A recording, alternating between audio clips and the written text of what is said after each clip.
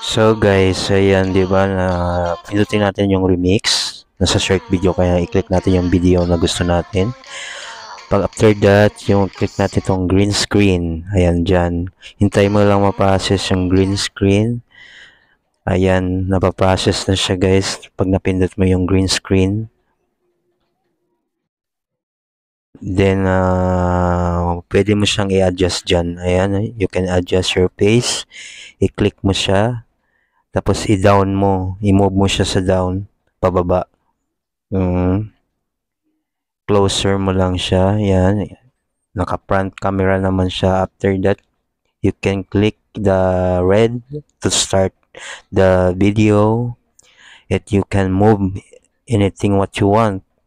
O, ayan. Gumagalaw tayo guys sa ating video short. Tapos, i-click natin itong i-check pagtapos ng video. Hintayin natin siya ma-process. Ayan guys, so okay na siya. Na-process na. Nag-move na tayo. Nasa green screen na tayo guys ng video na yan.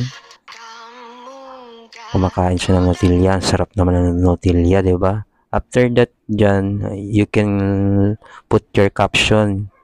Ilagay mo yung title na gusto mo. Ayan. Pwede mo rin gayahin to. Asmir eating Nutella. Ayan. Okay. Diba, nalagay mo na yung caption na gusto mo dyan. After that, dyan,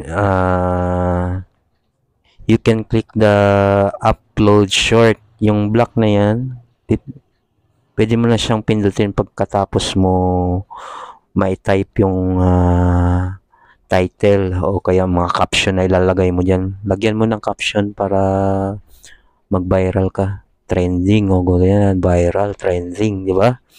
So, after that, you can upload the short na yan. Click the upload.